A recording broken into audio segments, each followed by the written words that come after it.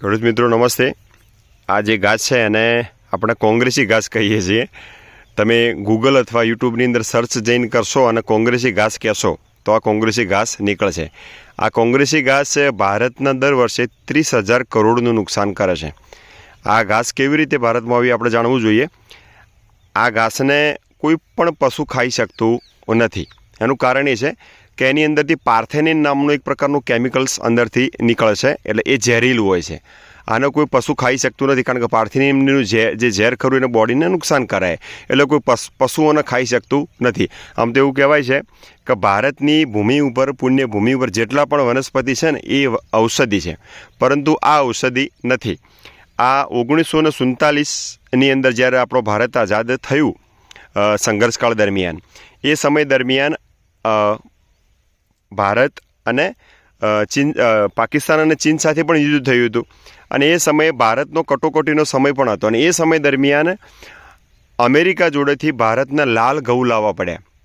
બરાબર, આ લાલ ઘઉં જ્યારે ત્યાંથી લાવવામાં આવ્યા ત્યારે આપણા લાલ બહાદુર શાસ્ત્રીજીએ પણ કીધું હતું કે સોમવારના ઉપવાસ કરીશું, જેથી ભારતની અંદર જે ખપત ખરી એ થઈ શકે, અને આને એક આપણા આત્મસન્માનપૂર્વક આપણા ભારતનું બીજ જે છે, ભારતના જે ઘઉં છે એને એ પ્રકારે ભારતના ઘર ઘર સુધી પહોંચે એ માટે એમને ઉપવાસ કરવાનું પણ કહ્યું હતું, જેનાથી ફૂડ ના બગડે। તો દરેક લોકોએ સોમવારના ઉપવાસ પણ એ સમયે શરૂ કર્યા હતા। પણ એક રસપ્રદ વાત એ છે કે અમેરિકાએ આ લાલ ઘઉં સાથે સાથે આ ગાજર ઘાસ પણ કહેવામાં આવે છે, પણ કોંગ્રેસી ઘાસ તરીકે ઓળખાય છે। એ સમય દરમિયાન એ પ્રકારે કોંગ્રેસની અંદર જે નેતાઓ હતા એ અમેરિકાની જે પોલિસી તે સમજી ના શક્યા। એ સમયે અમેરિકાએ ઘઉં સાથે આ ગાજર ઘાસને, એટલે કે આ કોંગ્રેસી ઘાસને મોકલવામાં આવ્યું હતું, અને આ કોંગ્રેસી ઘાસ આખા દેશભરની અંદર, અને ગુજરાતીમાં આબુરૂડી પણ કહીએ છીએ, ગાજર ઘાસ પણ કહીએ છીએ, પણ આની મુખ્ય ઓળખ કોંગ્રેસ ઘાસ છે। આ કોંગ્રેસના સમયમાં ભારતમાં આવ્યું લાલ ઘઉં સાથે, અને અત્યારે ભારતના દરેક ખેતરમાં જોવા મળે છે। આનો નાશ કરવા માટે તમારે મૂળની અંદરથી કાઢી અને આને બાળીએ તો જ આને કંટ્રોલ થઈ શકે છે, બાકી કંટ્રોલ થઈ શકતો નથી।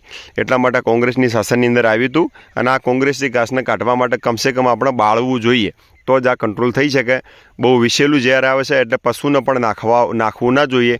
જો પશુના ચારામાં પણ જો આવી જાય આખા ભોજનની અંદર, તો પણ એ શરીરને નુકસાન પહોંચાડી શકે છે।